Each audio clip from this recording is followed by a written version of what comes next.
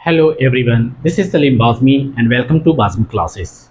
Our next topic is that is a law of independent assortment. हम बात करें अगर लॉ ऑफ इंडिपेंडेंट असॉर्टमेंट की तो ये लॉ क्या कहता है। सबसे पहले अगर हम ये बात समझें इंडिपेंडेंट असॉर्टमेंट का मतलब क्या होता है, तो इंडिपेंडेंट का मतलब होता है कि वो फ्री है। और किस लिए फ्री है? असॉर्ट होने के लिए फ्री है। असॉर्ट का मतलब होता है मूव करना। तो ये क्या करता है कि जो भी तुम्हारा यहाँ पे फैक्टर होगा वो अपने आप में वो क्या है, फ्री है किसी के साथ जाने के लिए। That's why this is known as a law of independent assortment. आइए डेफिनेशन की बात करते हैं। तो क्या कहता है डेफिनेशन? कहता है कि द लॉ दिस लॉ यानी कि the law states that when two pair of traits are combined in a hybrid. कह रहा है कि देखो, जब दो पेयर्स ऑफ ट्रेड कंबाइन होंगे, मतलब यहाँ पे अगर देखा जाए तो एक पेयर है और एक पेयर ये है, तो ये दोनों ट्रेड आपस में क्या है, कंबाइन है। तो अगर मैं इसको क्या करूँ कि अपने एक क्रोमोसोम पे इसको अगर मैं दिखाने की कोशिश करूं, तो ये क्या हो गया, कैपिटल आर स्मॉल आर, ये दोनों क्या हो गए, आपस में कंबाइन होंगे।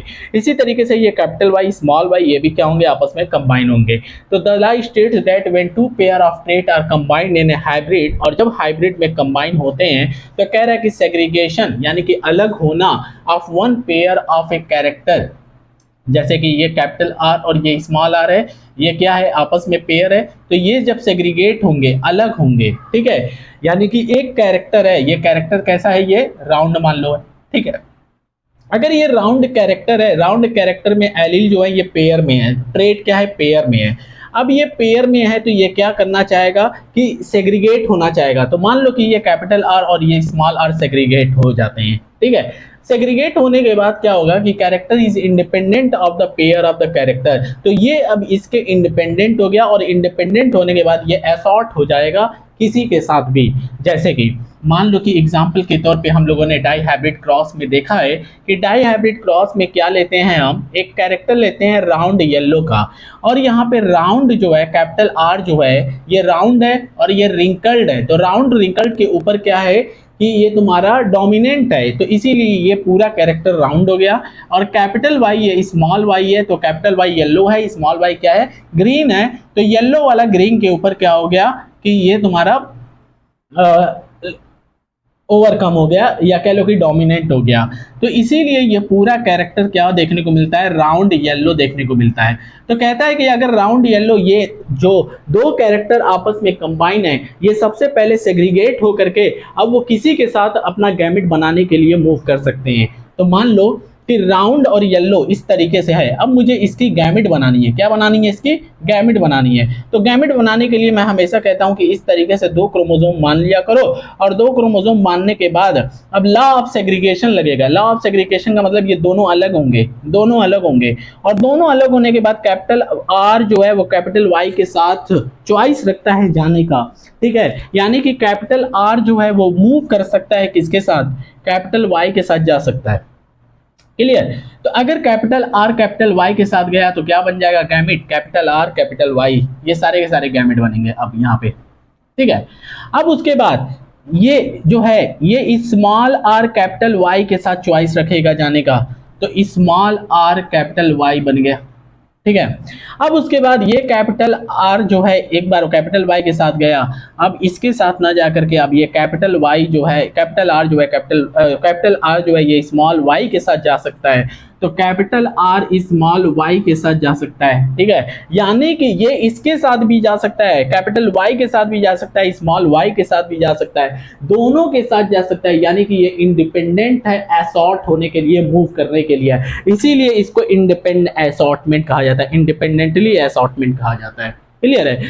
तो इसीलिए ये एक लॉ बन जाता है, लॉ ऑफ इंडिपेंडेंट असॉर्टमेंट। अब बताओ, ये स्मॉल आर कैपिटल वाई के साथ गया, ठीक है। अब इसके साथ ना जा करके ये क्या कर सकता है, इसके साथ भी जा करके गैमेट बना सकता है। तो यहाँ पे स्मॉल आर स्मॉल वाई भी गैमेट बन सकता है। तो बताओ, यहाँ पे स्मॉल आर कैपिटल वाई के साथ गया, स्मॉल आर कैपिटल वाई के साथ गया, और स्मॉल आर स्मॉल वाई के साथ भी गया, तो ये दोनों तरह के गैमेट बनना पॉसिबल हैं। क्यों दोनों तरह के गैमेट बनना पॉसिबल है? क्योंकि स्मॉल आर कैपिटल वाई के साथ भी गया, स्मॉल आर स्मॉल वाई के साथ भी गया, तो ये तुम्हारे इंडिपेंडेंटली फ्री है कैपिटल वाई के साथ भी जाने के लिए, और इंडिपेंडेंटली फ्री है स्मॉल वाई के साथ जाने के लिए। इसी को कहते हैं इंडिपेंडेंट असॉर्ट, यानी कि independent assortment, and this law is known as a independently assortment. Clear?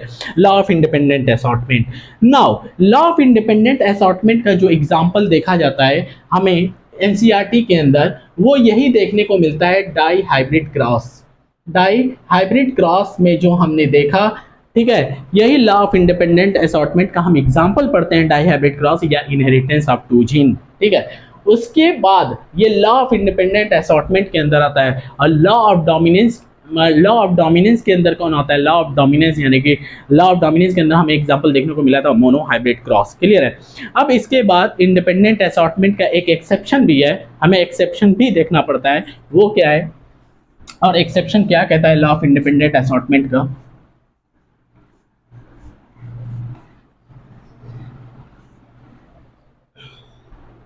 इसका एक्सेप्शन ये है, यानी कि ये लॉ ऑफ इंडिपेंडेंट असॉर्टमेंट को फॉलो नहीं करेगा, जो मैं बताने जा रहा हूँ क्या है। मान लो कि कह रहा है कि एक तुम्हारा क्रोमोसोम यहाँ पे, एक क्रोमोसोम यहाँ पे है।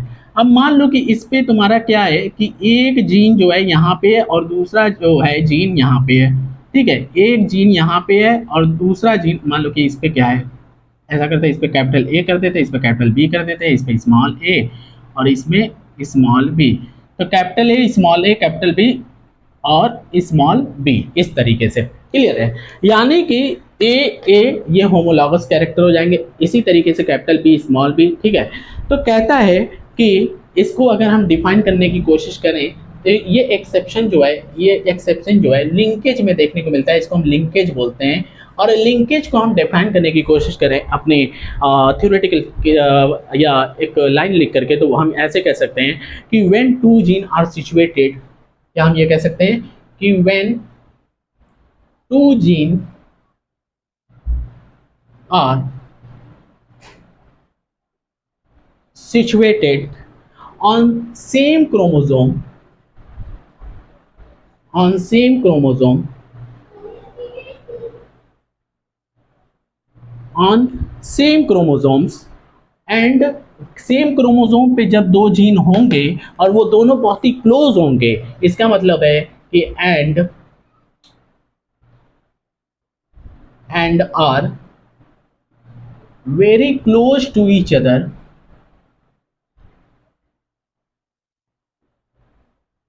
and are very close to each other, ठीक है, then both alleles,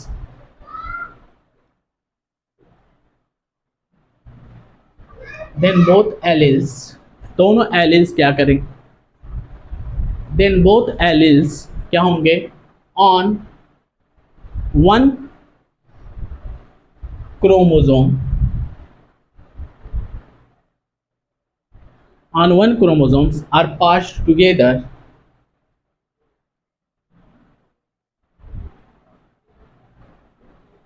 are passed together in the gamete, in the gamete is called linkage। इसी को हम क्या कहेंगे? लिंकेज कहेंगे।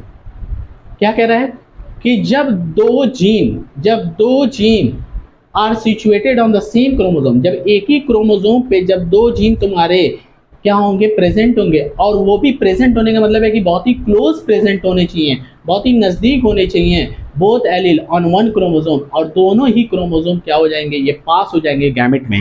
इसका मतलब है कि ये एक क्रोमोसोम है, एक क्रोमोसोम पे एक जीन ये है, एक जीन ये है। देखो, एक क्रोमोसोम पे तुम्हारे कई सारे जीन हो सकते हैं, कई सारे जीन हो सकते हैं, कई सारे जीन हो सकते हैं। ठीक है, इसी तरीके से अगर ह्यूमन बीइंग के अंदर देखा गया है कि ह्यूमन बीइंग के अंदर जो क्रोमोसोम होते हैं, एक क्रोमोसोम पे कितने? ह्यूमन बीइंग के अंदर क्रोमोसोम पे, एक क्रोमोसोम पे लगभग, एक क्रोमोसोम पे लगभग 2968 क्रोमोसोम देखने को मिलते हैं। अब सोचो, सॉरी, 2968 जीन देखने को मिलते हैं। कितने जीन? एक जीन देखने को मिलते हैं किस पे? ह्यूमन बीइंग के, ह्यूमन बीइंग के एक क्रोमोसोम पर। तो इस तरीके से हम यहाँ पे ये देख सकते हैं कि अगर ये एक क्रोमोसोम है, तो एक क्रोमोसोम पर अगर कोई दो जीन है और दोनों क्या है, बहुत ही क्लोज हैं, आपस में बहुत ही नज़दीक हैं, तो इसका मतलब यह है कि यहाँ पे जो लॉ ऑफ इंडिपेंडेंट असॉर्टमेंट है वो नहीं लगेगा। क्यों नहीं लगेगा? क्योंकि इसको यहाँ पे अब ब्रेक करना, तोड़ना थोड़ा मुश्किल होगा, और इसकी वजह से ये क्या होगा कि जो लॉ ऑफ इंडिपेंडेंट असॉर्टमेंट जो पिछली बार में लग रहा था वो यहाँ पे नहीं